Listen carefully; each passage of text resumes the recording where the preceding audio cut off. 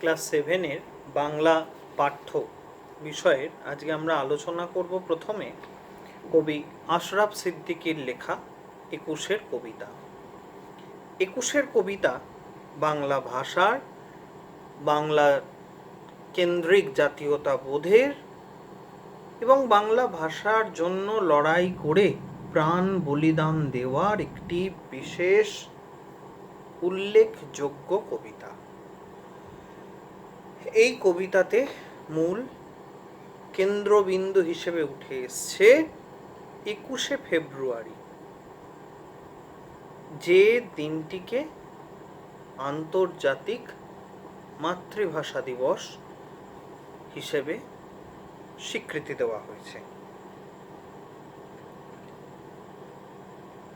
এই কবিতাটা পড়ার আগে আমরা কবিতাটার প্রেক্ষাপটটা জানব। প্রেক্ষাপটটা আমি নতুনভাবে কিছু বলছি না, কারণ প্রেক্ষাপটটা তোমাদের পাঠ্য বইয়ে কবিতার শেষে দেওয়া আছে, অনুশীলনীর শেষ অংশে যেখানে কবি আশরাফ সিদ্দিকীর পরিচয় দেওয়া আছে তার নিচে লেখা আছে ভাষা আন্দোলন ও ভাষা শহীদ দিবস নাম নিয়ে, সেখান থেকে তোমরা পড়বে। 1947 সালে ভারত স্বাধীন হলো এবং ভারত পাকিস্তান ভাগ হলো। ভারত পাকিস্তান এই বিভাজন, পাকিস্তান লাভ করলো পূর্ব পাকিস্তান অঞ্চল অর্থাৎ ঢাকা অঞ্চল, ঢাকা, ময়মনসিংহ, খুলনা, পাবনা ইত্যাদি সমষ্টিবদ্ধ অঞ্চল, যেটা পূর্ব পাকিস্তান নাম হলো। কিন্তু দেখো, একটা দেশ একত্রিত একটা ভূখণ্ড না হয় খানিকটা পশ্চিম দিকে রইল পাকিস্তান, তোমরা যে দিকটা জানো পাকিস্তান, আর পূর্ব দিকে রইল তার একটা অংশ। এটা একটা অদ্ভুত একটা শেপ হলো এই দেশটার। এদের মধ্যে ভৌগোলিক, ভাষাগত, সংস্কৃতিগত কোনো রকম কোনো সাযুজ্য বা সম্পর্ক ছিল না। এবার যেহেতু এই দুটো ভূখণ্ড অথচ দেশ একটা, এবং তাদের শাসনভার কার হাতে? পাকিস্তানের হাতে, পশ্চিম পাকিস্তানের হাতে, লাহোর ইসলামাবাদের হাতে। তো সুতরাং সেখানে প্রধান রাষ্ট্রীয় ভাষা ছিল উর্দু ভাষা, প্রধান ভাষা ছিল, এবং তারা উর্দু ভাষাকেই রাষ্ট্রীয় ভাষা হিসেবে চালানোর চেষ্টা করে, যেটা চেষ্টা করাতে বাংলাদেশ বা পূর্ব পাকিস্তান অঞ্চলের বাংলা ভাষাভাষী ব্যক্তি যারা, তারা প্রতিবাদে মুখর হয়ে ওঠে। 1952 খ্রিস্টাব্দের 21শে ফেব্রুয়ারি বিশ্ববিদ্যালয় এবং মেডিকেল কলেজের ছাত্র এবং বুদ্ধিজীবীদের একটি শান্তিপূর্ণ মিছিলে খাজা নাজিমুদ্দিন সরকারের পুলিশ গুলি চালায়। এই গুলি চালানোর ফলে আব্দুল জব্বার, রফিক আহমেদ, আব্দুল সালাম, সফির রহমান, আব্দুল বরকত, এরকম 5 জন সহ আরও অনেক, 5 জন ছাত্র সহ মেডিকেল কলেজের আরও অনেক মানুষের মৃত্যু ঘটে। এরাই ভাষার জন্য শহীদ হয়েছিলেন, প্রথম ভাষা আন্দোলনের জন্য এরাই প্রথম শহীদ হয়েছিলেন। পরবর্তী সময় গণ আন্দোলন তীব্র আকার লাভ করে এবং 1971-এ স্বাধীন গণপ্রজাতন্ত্রী বাংলাদেশের আত্মপ্রকাশের মধ্যে দিয়ে আন্দোলনের পরিসমাপ্তি ঘটে। এই প্রেক্ষাপটে দাঁড়িয়ে কবি আশরাফ সিদ্দিকী লিখছেন কি? 21-এর কবিতা। 21শে ফেব্রুয়ারির মাহাত্ম্য বর্ণন করে তিনি লিখছেন 21-এর কবিতা। কবিতাটা শুরু করছেন এবং শেষ করছেন একটা অদ্ভুতভাবে।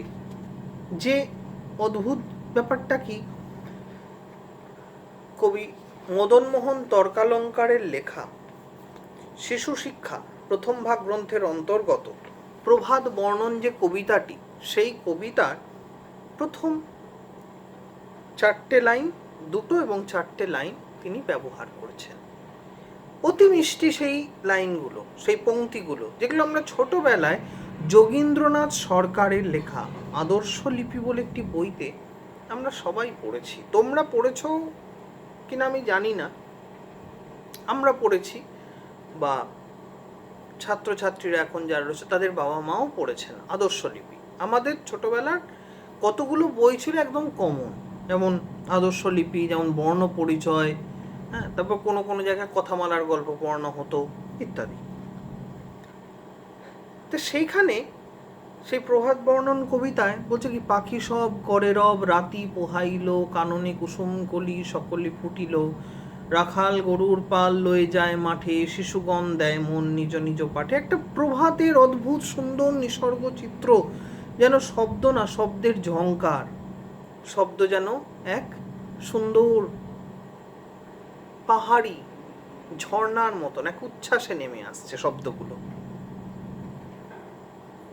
পাখি সব করে রব রাতি পোহাইল, কাননে কুসুম কলি সকলি ফুটিল, কবেকার পাঠশালায় পড়া মন্ত্রের মতো সেই সুর। কবির সেই পাঠশালায় ছোটবেলায় পড়েছিলেন, মন্ত্রের মতো সেই সুর। সুর নয় না, সেটা সুর নয়, স্মৃতির মধু ভাণ্ডার, মধুর স্মৃতি জমা হয়ে আছে সেখানে।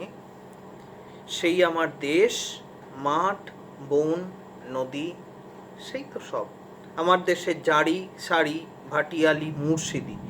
এখানে বিভিন্ন ধরনের গানগুলোর কথা বলা হয়েছে। এগুলো প্রত্যেকটা গান সম্বন্ধে নোটে দেখবে লিখিয়ে দেওয়া আছে। জারি গান, জারি গান হচ্ছে মুসলমানরা প্রধানত তারা যে পল্লীগীতি গেয়ে থাকে, মুসলিম পল্লীগীতি হচ্ছে জারি গান। সারি গান, সারি গান হচ্ছে মাঝি মাল্লাদের গান। ভাটিয়ালি নৌকো বাবার গান, মাঝি মাল্লাদের গান। মুর্শিদি ধান কাটার গান, চাষিদের গান। কিংবা আবার অনেকে বলে থাকেন যে এই মুর্শিদি হচ্ছে মুর্শিদিয়া, অর্থাৎ বাউলেরই একটা অংশ, দেহতত্ত্ব। বাউলদের গানের মূল বিষয় হচ্ছে দেহতত্ত্ব। তো সুতরাং আমার দেশে জারি, সারি, ভাটিয়ালি, মুর্শিদি এইগুলো হচ্ছে কি তাহলে লোকসঙ্গীত। আর কত সুরের সাথে মিশে আছে আমার মায়ের মুখ, আমার মায়ের মুখ, আমার মায়ের মুখ, আমার দেশমাতৃকার মুখ। আমার মায়ের গাওয়া কত না গানের কলি। তাহলে আমার মা যে গান করে সেই গানগুলো, আমার মা যে গান করে সেই গানগুলো তাহলে এই ভাষাতেই লেখা, এই সুন্দর সুমিষ্ট উচ্ছ্বসিত এই ভাষাতেই লেখা। বিন্নি ধানের মাঠের ধারে হঠাৎ কয়েকটি গুলির আওয়াজ। বিন্নি ধান, বিন্নি ধান হচ্ছে কি না এক প্রকার আউশ জাতের ধান, আউশ জাতীয় এক প্রকার ধান। বাংলাদেশের ধান কিছু আলাদা তো আমাদের থেকে। আমাদের যেমন পোলাও জাতীয় জিনিস হতে গেলে আমাদের চাল হচ্ছে কি প্রধান চাল গোবিন্দভোগ চাল, ওদের দেশে হচ্ছে কালি জিরা চাল। কালি জিরা চাল গোবিন্দভোগের থেকে একটু লম্বা হয়, এরকম। সেরকম বিন্নি ধানের মাঠের ধারে, তার মানে কি বিন্নি ধান বলতে কি বোঝাচ্ছে? পল্লী গ্রাম, পল্লী বাংলা, পল্লী গ্রাম, শান্ত সুনিবিড় সুস্থির পরিবেশ। সেই বিন্নি ধানের মাঠের ধারে হঠাৎ কয়েকটি গুলির আওয়াজ, অর্থাৎ সেই গুলির আওয়াজ যেন পৌঁছে গেল এই মাঠের ধার অবধি।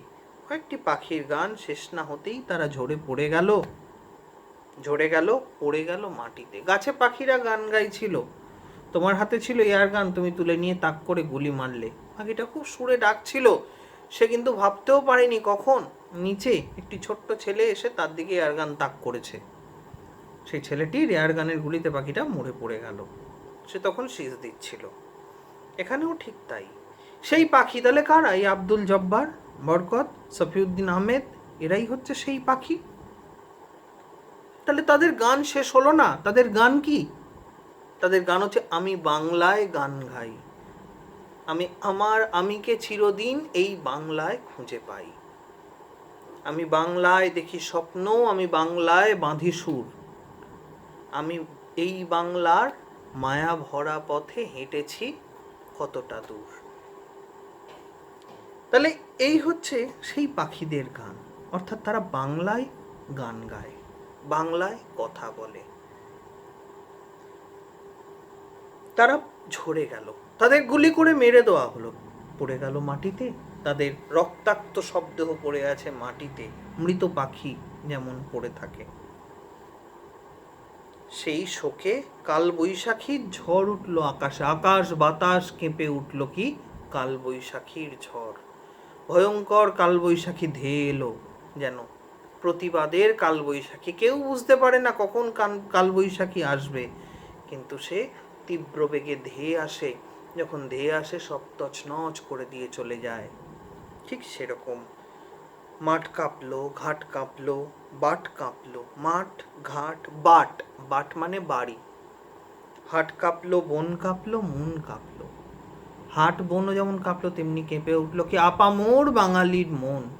সারা পৃথিবীতে যত বাঙালি আছে সবার মন কেঁদে উঠল ওই ছেলেগুলোর জন্য, যারা শুধু বাংলায় কথা বলার অধিকার চেয়েছিল। ইতিহাস থমকে দাঁড়িয়ে লিখে নিল, সব কথায় বলে ইতিহাস কখনো অত্যাচারীকে ক্ষমা করে না। একজনও এমন অত্যাচারী নেই ইতিহাসে যে ক্ষমা পেয়ে গেছে।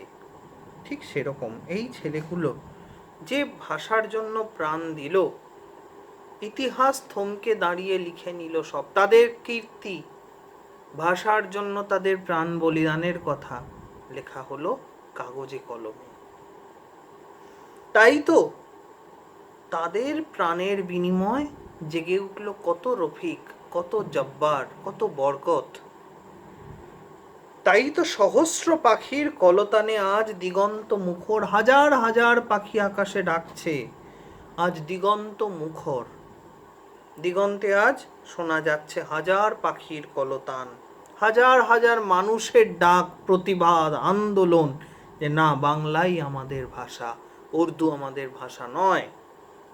তাই তো দেখো এ মিছিলে আজ এসে দাঁড়িয়েছেন আমার মা, আমার এই বঙ্গ জননী, যাকে উদ্দেশ্য করে কবি মাইকেল বলছেন, হে বঙ্গ ভাণ্ডারে তব বিবিধ রতন, তা সবে অবহেলা করি। পরধন লোভে মত্ত করিনু ভ্রমণ, পরদেশে ভিক্ষাবৃত্তি কুক্ষণে আচরি। তাই তো সহস্র পাখির কলতান, কলকাকলিতে কিচির মিচির ধ্বনিতে আজ দিগন্ত মুখর। আজকে তারা আর গান গাইছে না, আজকে তারা কিচির মিচির অর্থাৎ কলতান করছে, উচ্চস্বরে প্রতিবাদ জানাচ্ছে। তাই তো দেখো এই মিছিলে আজ এসে দাঁড়িয়েছেন আমার মা, আমার এই বাংলা মা। অর্থাৎ সবার মুখে একই কথা, বাংলা ভাষার কথা, বঙ্গ জননীর কথা। ইনি বাংলা ভাষায় কথা বলতে বড় ভালোবাসেন। এই জননী ইনি বাংলা ছাড়া কিচ্ছু জানে না। আজকের এই বাঙালি প্রজন্মের বাঙালি নয়, যে বাংলাও বলতে পারে না, যে ইংরেজিও বলতে পারে না, দুটো মিলিয়ে মিশিয়ে এক অদ্ভুত খিচুড়ি ভাষায় সে কথা বলে, যে বাংলা বলতে লজ্জা পায়। ইংলিশ মিডিয়াম বা ইংরেজি ভাষাভাষীর ছেলেপুলেদের মতন আমি কত ভালো ইংরেজি জানি দেখাতে গিয়ে একটা অদ্ভুত ভাষা সৃষ্টি করে ফেলে। কথায় কথায় কথকথা, কত রূপকথা, কথকতা হচ্ছে কথার বিন্যাস, পুরাণ পাঠ, কথকতা। আগেকার দিনে কথক ঠাকুর থাকতো, যে বিভিন্ন জমিদার বাড়ি বা ধনির বাড়িতে গিয়ে সেখানে কথক ঠাকুর কি করতেন, রামায়ণ, মহাভারত, পুরাণ, গীতা এই সমস্ত পাঠ করে শোনাতেন। সেখানে অনেক পুরুষ বা নারীরা তারা একত্রিত হয়ে তারা সেই কথক ঠাকুরের মুখে সেই কথা তারা শুনতো, শুনে তারা জ্ঞান লাভ করত, ভক্তি রসে জারিত হতো। সেখানে কত রূপ কথা, ছড়ার ছন্দে মিষ্টি সুরের ফুল ঝরানার কি আছে, ছড়ার ছন্দে কত সুন্দর সুন্দর ছড়া আমাদের বাংলা ভাষায় লেখা হয়ে গেছে। হ্যাঁ, স্বয়ং রবীন্দ্রনাথ ঠাকুর আগডুম বাগডুম সেই ছোটবেলায় পড়া, দেখো আগডুম বাগডুম ঘোড়াডুম সাজে, ঢাক ঢোল মৃদং বাজে, এই যে এই ছড়াটার অন্তত 7 রকম ভার্সান খুঁজে পেয়েছিলেন। আর ছড়ার ছন্দে মিষ্টি সুরের ফুল ছড়ান, অর্থাৎ সেই ছড়ার যে ছন্দ তাকে কবি তুলনা করছেন কিসের সাথে, সুরের মানে ফুলের সাথে। মিষ্টি সুরের ফুল ছড়ান, সে সুর যেন ফুলের মতো চারিদিকে অনুরণিত হয়ে ছড়িয়ে পড়ছে। যিনি এখনো এই মিছিলে গুনগুন করে গাইতে পারেন, এখনো এই মিছিলে এসে দাঁড়িয়ে তিনি গুনগুন করে গাইতে পারেন, পাখি সব করে রব রাতি পোহাইল, কাননে কুসুম কলি সকলি ফুটিল, রাখাল গরুর পাল লয়ে যায় মাঠে, শিশুগণ দেয় মন নিজ নিজ পাঠে। বাংলা ভাষায়, বাংলা পদ্যে, বাংলার ছন্দে মনের যে অদ্ভুত স্বাদ, সেই স্বাদকে যে যে এত সুন্দর ভাষা, এত সুন্দরভাবে যেন কেউ আগে কখনো আর কিছু ব্যক্ত করেনি বা ব্যক্ত করতে পারেনি, সেই ভাষায় কবি তার মনের ভাব ব্যক্ত করতে চেয়েছেন। 21-এর কবিতা, এটা তোমরা পড়বে। তোমাদের 21-এর কবিতাটাই আছে, এর পরে তার সঙ্গে লাগোয়া যে টেক্সটে 21-এর তাৎপর্যটা কিন্তু তোমাদের পাঠ্য নেই। আমরা আসছি আমাদের এর পরবর্তী কবিতা, সেকেন্ড টার্মে, নোট বই। আমরা খুব গুরুগম্ভীর একটা বিষয় নিয়ে এতক্ষণ আলোচনা করলাম, হয়তো আগামী বিষয় যখন আসবো তখনও গুরুগম্ভীর বিষয় আসবো, কিন্তু একটা ছোট্ট ব্রেক নেওয়ার জন্য, মেন্টাল রিলিফ নেওয়ার জন্য আমরা এই নোট বই কবিতাটা পড়তে পারি। নিখাদ মজা, কবি সুকুমার রায়ের লেখা এই নোট বই কবিতাটাতে মানে শুধুমাত্র মজাই রয়ে গেছে, আবোল তাবোল থেকে নেওয়া। কি বলছেন দেখো, একটি ছেলে বা একজন লোক, সে একটি নোট বই পেয়েছে, একটি ছেলে। এই দেখো পেন্সিল নোটবুকে হাতে, এই দেখো ভরা সব কিলবিল লেখাতে। একটা পেন্সিল এবং একটা নোট বই রয়েছে, এই দেখো ভরা সব কিলবিল লেখাতে, কিলবিল করছে লেখায় ভর্তি, অর্থাৎ লেখা সে প্রচুর জোগাড় করে সাজিয়ে ফেলেছে। ভালো কথা শুনি যেই চটপট লিখি তাই। ভালো কথা মানে এই পৃথিবীতে ভালো কথা খারাপ কথা, তো যারা অশ্লীল বা অশ্রাব্য কথাবার্তা বলে, নোংরা গালিগালাজ করে, সেটা আলাদা কথা, খারাপ কথা। কিন্তু আদারওয়াইজ ভালো কথা খারাপ কথা কি করে বুঝবে? যেটা তাহলে তার মনে হয়। চটপট লিখি তাই, এই চটপট। ফড়িংয়ের কটা ঠ্যাং আরশোলা কি কি খায়? ফড়িংয়ের কটা ঠ্যাং আর আরশোলার খাদ্য কি? আঙুলেতে আঠা দিলে কেন লাগে চটচট? এই যে চটচট, ছটফট, এগুলো হচ্ছে সব ধন্যাত্মক শব্দ। কাতুকুতু দিলে গরু কেন করে ছটফট? গরুকে কাতুকুতু দিলে গরু কেন ছটফট করে? এর উত্তর কেউ জানে না, এর উত্তর কেউ জানে না।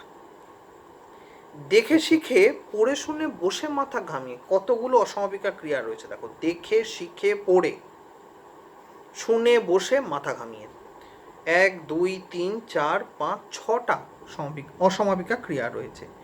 মানে শুধু দেখে শুনেই নয়, শিখে জেনে মাথা ঘামিয়ে অনেক কিছু করে নিজে নিজে আগাগোড়া লিখে গেছে আমি। সে একটা প্রশ্ন সংকলন প্রায় তৈরি করে ফেলেছে। কান করে কটকট, ফোঁড়া করে টন টন, এ যার হয় সে একমাত্র বোঝে ফোঁড়ার জ্বালা কি জ্বালা।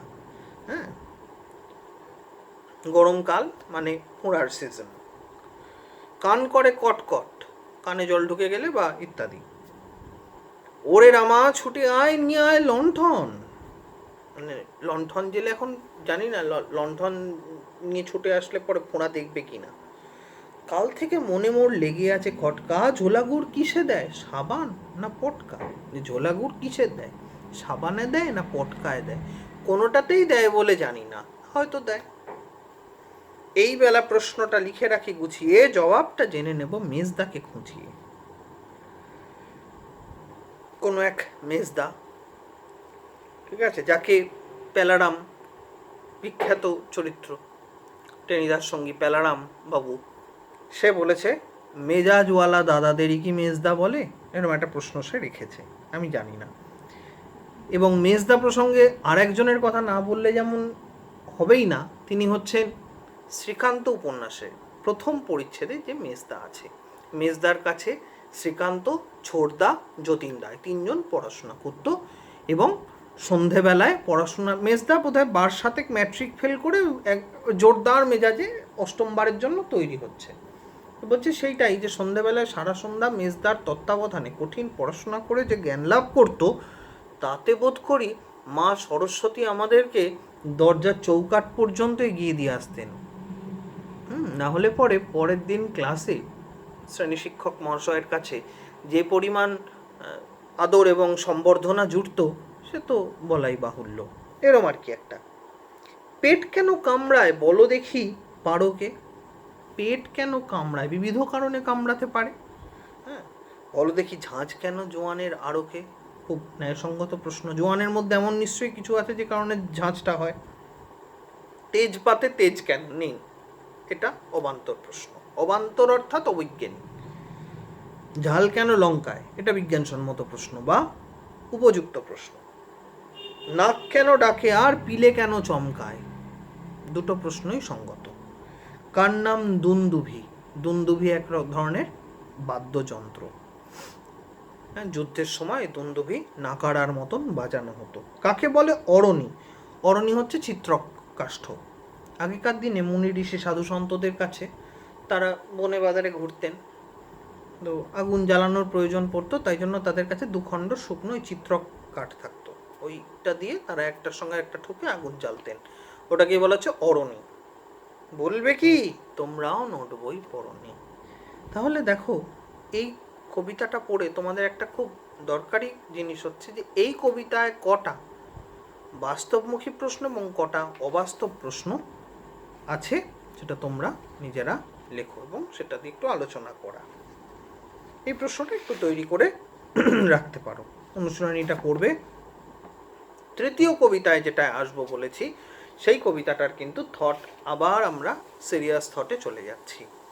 এতক্ষণ বেশ একটা হালকা মেজাজে পড়লাম নোট বই, কিন্তু এবার আবার একটা সিরিয়াস মেজাজে আমরা চলে আসছি। স্মৃতিচিহ্ন, কবি কামিনী রায়ের লেখা, আলোছায়া কাব্যগ্রন্থের অন্তর্গত।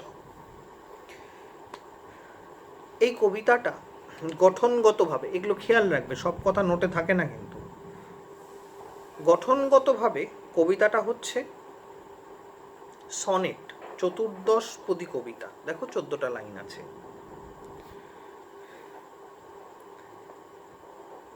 এই কবিতাটা কবি দু ধরনের মানুষের কথা আমাদের কাছে বলেছেন এবং দু ধরনের মানুষের সঙ্গেই স্মৃতিচিহ্ন কথাটা খুব নিবিড়ভাবে যুক্ত। কবিতাটার ভাষা কিন্তু গুরুতর, কাজেই ভাষার দিকে খেয়াল রাখবে। ওরা ভেবেছিল মনে আপনার নাম, মনোহর হর্মরূপে বিশাল অক্ষরে ইষ্টক প্রস্তরে রচি চিরদিন তরে রেখে যাবে, মুড়ো ওরা ব্যর্থ মনস্কাম। তাহলে ওরা বলতে এখানে আমরা বুঝতে পারছি একটা নির্দিষ্ট গোষ্ঠীর লোকের কথা, কিছু নির্দিষ্ট মানুষের কথা, যারা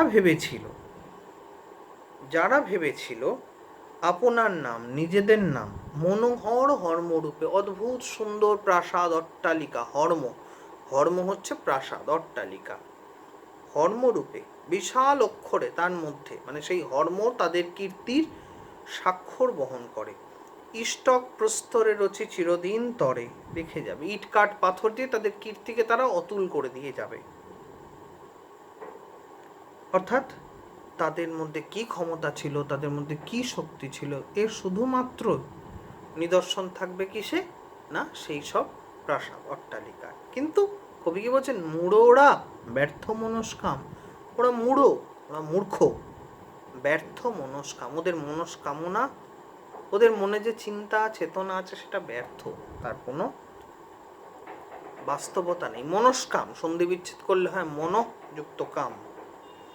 কারণ যে অট্টালিকা তুমি বানালে, প্রস্তর খসিছে ভূমে প্রস্তরের পরে, চারিদিকে ভগ্নস্তূপ, তাহাদের তলে লুপ্ত স্মৃতি, শুষ্ক তৃণকাল নদী জলে ভেসে যায় নামগুলি, কে বা রক্ষা করে।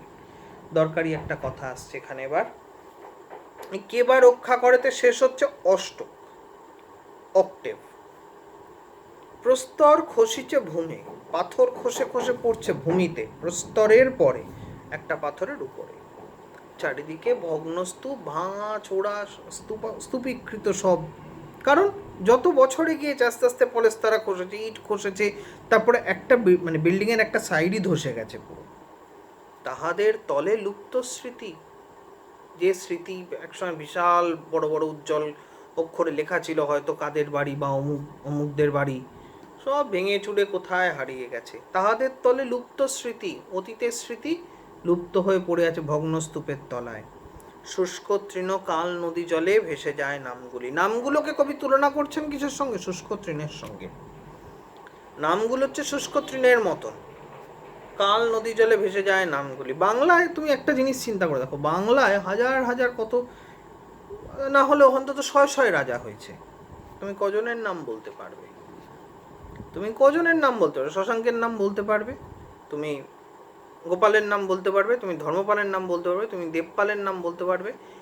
এরকম হাতে গোনা কয়েকজন রাজা, তুমি হুসেন শাহ, ইলিয়াস শাহের নাম বলতে পারবে, হাতে গোনা কয়েকজন রাজার নাম বলতে পারবে। আর বলছে শুষ্ক তৃণ। কিন্তু এই যে রাজাদের কথা বললাম, এই রাজাদের থেকে বাঙালির কাছে অনেক বেশি পরিচিত আপনার জন কিন্তু এমন একজন রাজা, যে রাজা কিন্তু রাজা নন, রাজা রামমোহন রায়। তিনি তার কীর্তির জন্য সতীদাহ প্রথা রদ করে তিনি কিন্তু বাঙালিদের মনে সেই রাজকীয় স্থানে অমর হয়ে আছেন। তাই বলছে শুষ্ক তৃণ কাল নদী জলে ভেসে যায় নামগুলি। শুষ্ক তৃণের মতো, শুষ্ক তৃণ যেমন নদীর জলে পড়লে স্রোতের টানে বেরিয়ে যায়, ঠিক সেরকম কাল নদী জলে, কাল রূপ নদীর জল, নদীর জলকে কবি তুলনা করছেন কালের সঙ্গে। কে বা রক্ষা করে, কে রক্ষা করবে? ওই নামগুলো কেউ রক্ষা করবে না। অর্থাৎ যে বিরাট প্রাসাদ অট্টালিকা বানিয়ে নিজেকে অমর করে রাখতে চেয়েছে, কেউ তাকে রক্ষা করবে না। মানব হৃদয় ভূমি করি অধিকার। এইবার আসছি শেষ স্টেটে, পরের 6 লাইনে। মানব হৃদয় ভূমি করি অধিকার করেছে প্রতিষ্ঠা যারা দৃঢ় সিংহাসন। কিন্তু যারা সিংহাসন পেতেছে কোথায়? মানুষের হৃদয় ভূমি অধিকার করে, মানুষের হৃদয়, মানুষের চিত্তে, সেখানে তার সিংহাসন, সেখানে সে বসছে। অর্থাৎ মানুষ তাকে স্থান দিয়েছে কোথায়? আপন হৃদয়ে। দরিদ্র আছিল তারা, আছিল অর্থাৎ ছিল, হ্যাঁ তারা দরিদ্র ছিল। দরিদ্র অর্থাৎ তারা রাজকীয় ছিল না। ঈশ্বরচন্দ্র বিদ্যাসাগর মশাইকে দেখো, ঈশ্বরচন্দ্র বিদ্যাসাগর মশাইকে দেখো, দেশবন্ধু চিত্তরঞ্জন দাসকে দেখো, এদের কথাই আমরা ধরি না কেন? দরিদ্র আছিল তারা, তারা ছিল অতি সাধারণ নিম্নমানের, অর্থনীতি থেকে উঠে আসা।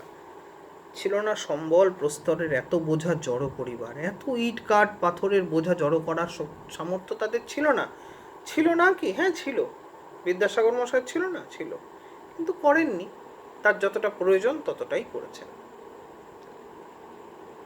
প্রস্তরের এত বোঝা, তাহলে প্রস্তরের এত বোঝা, এটা দিয়ে কি বোঝানো হচ্ছে? অট্টালিকা, হর্ম। এই বিশাল অট্টালিকা তিনি বানাতে যাননি। তাদের রাজত্ব হেরো অক্ষুণ্ণ কেমন, দেখো তাকিয়ে দেখো, তাদের রাজত্ব হেরো অক্ষুণ্ণ কেমন, কেমন আজও তোমার মনের মধ্যে যারা রাজ সিংহাসন পেতে রয়েছে, সেই বিদ্যাসাগর মশাই, সেই নেতাজি সুভাষচন্দ্র বোস, দেশবন্ধু চিত্তরঞ্জন দাস, ক্ষুদিরাম বোস, প্রফুল্ল চাকি, স্বামী বিবেকানন্দ, এরা তো মানুষ নন সাধারণ, এরা মহামানব। দেবতা কিনা আমি সেই প্রসঙ্গে যাচ্ছি না, এরা মহামানব। মানুষের বোধ বুদ্ধি চেতনার ঊর্ধ্বে এদের। তাই তাদের এত পাথরের বোঝার দরকার হয়নি। তাদের রাজত্ব হেরো, দেখো, হেরো মানে দেখো, দেখো তাদের রাজত্ব আজও অক্ষুণ্ণ। আর আজও মানুষের হৃদয়ভূমি তারা অধিকার করে রয়েছে, আজও মানুষের মনের মধ্যে তারাই রাজা হিসেবে স্বীকৃত হয়ে আছে।